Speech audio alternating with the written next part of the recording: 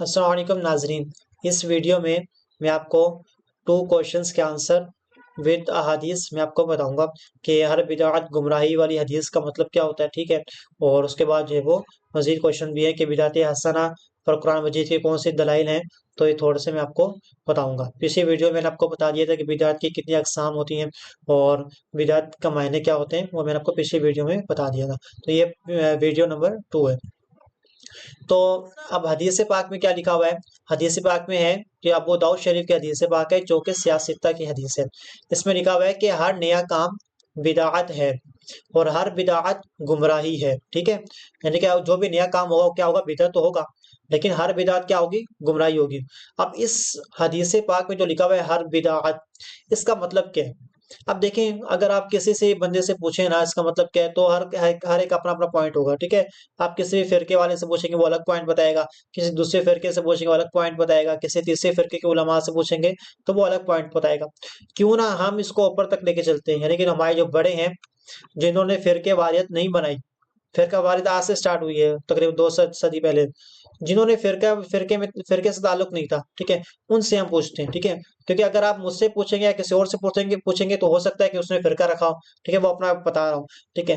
تو اب ہم ان سے پوچھتے ہیں جو فرقہ واریت جنہوں نے اختیار نہیں کی، ٹھیک ہے، ہم ان سے پوچھتے ہیں۔ وہ کون ہے؟ امام یحییٰ بن شرف نووی رحمۃ اللہ تعالیٰ علیہ، یہ 7ویں ہجری میں ان کا وصال ہوا، ٹھیک ہے۔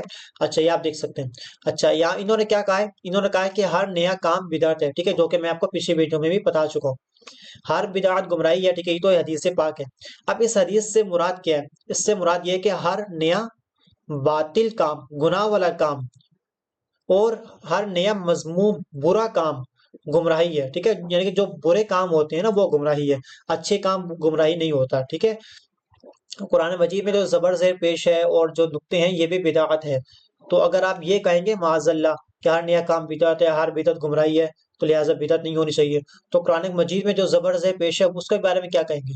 کیا وہ بھی گمراہی ہے معاذ اللہ؟ نہیں، اچھی بدعت گمراہی نہیں ہے، بری بدعت گمراہی ہے۔ تو پچھلی ویڈیو میں آپ کو بتا چکا ہوں کہ اچھی بدعت کے بارے میں بھی اور بری بدعت کے بارے میں حدیث پاک سے میں نے آپ کو بتایا کہ اچھی بدعت کیا ہے، بری بدعت کیا ہے۔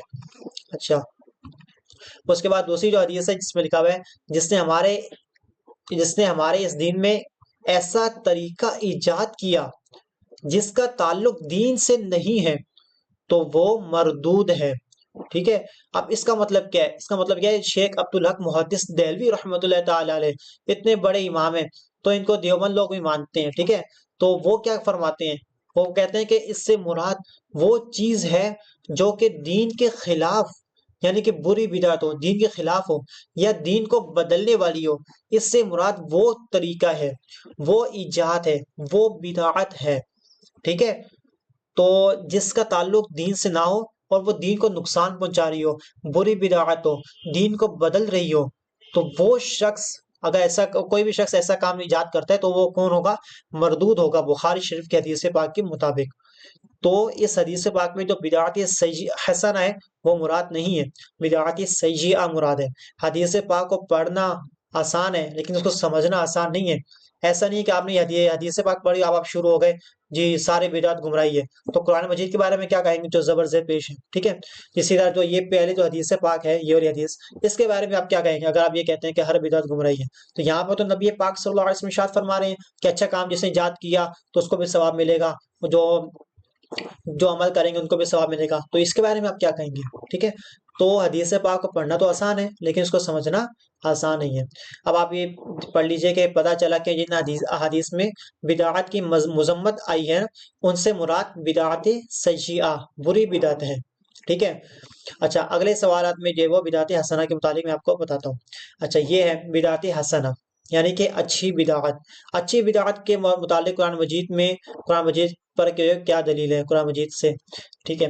اب قرآن مجید میں سورہ حدید ہے جو کہ پارہ 27 میں ہے، تو اللہ تعالیٰ آیت نمبر 27 میں ارشاد فرماتا ہے، پھر ہم نے ان کے پیچھے اسی راہ پر اپنے اور رسول بھیجے اور ان کے پیچھے عیسیٰ بن مریم کو بھیجا اور اسے انجیل عطا فرمائی اور اس کے پیروں کے دل میں نرمی اور رحمت رکھی اور راہب بننا، تو یہ بات انہوں نے دین میں اپنی طرف سے نکالی، ہم نے ان پر مقرر نہ کی تھی۔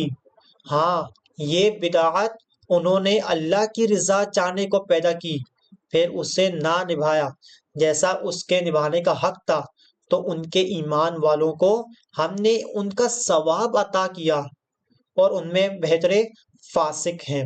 ٹھیک ہے، اچھا اب یہاں پہ اس کا مطلب کیا ہے، دیکھیں اس آیت میں اللہ تعالیٰ نے رہبانیت اختیار کرنے پر ان کی مذمت نہیں فرمائی، بلکہ اس پر جیسے عمل کرنے کا حق تھا نا بعد والوں کے، ویسے عمل نہ کرنے پر ان کی مذمت فرمائی ہے۔ ٹھیک ہے، جیسے عمل کرنا تھا، ٹھیک ہے، نہ نہیں کیا عمل۔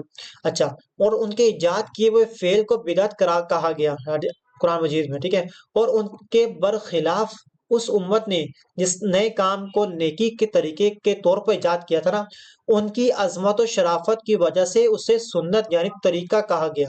اب آپ دیکھ لیں نیا کام ایجاد ہوا اچھے طریقے سے، اچھا طریقہ اللہ تعالیٰ کی رضا تھی، تو اس پر قرآن مجید کی کیا آیت ہے جو آپ بھی پڑھ سکتے ہیں۔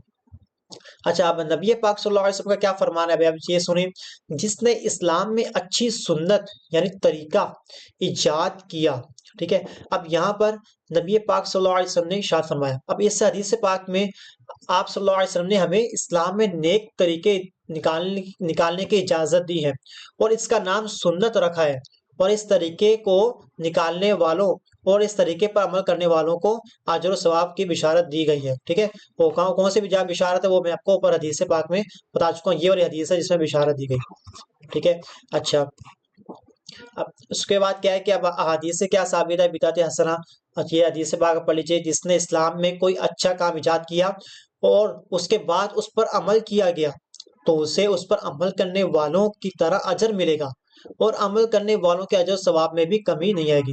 تو یہ آپ حدیث پاک میں پڑھ سکتے ہیں کہ بھائی حدیث پاک میں لکھا ہوا ہے جس نے اچھا کام ایجاد کیا اور اس پر عمل کیا گیا، جس نے بھی عمل کیا اس کو تو ثواب ملے گا ہی ملے گا، لیکن جس نے ایجاد کیا اس کو بھی کیا ہوگا، ثواب ملے گا۔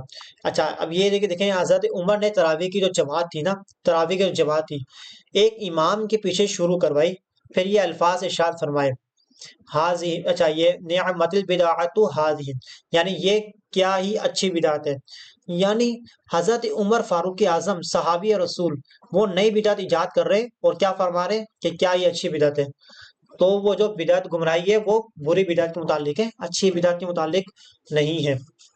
اچھا، اس کے بعد تیسری حدیث ہے، تو یہاں پر پڑھ لیں کہ قرآن جمع کرنے والے واقعے پر حضرت ابوبکر صدیق رضی اللہ تعالیٰ عنہ نے پوچھا کہ میں وہ کام کیسے کروں جو حضور صلی اللہ علیہ وسلم نے نہیں کیا۔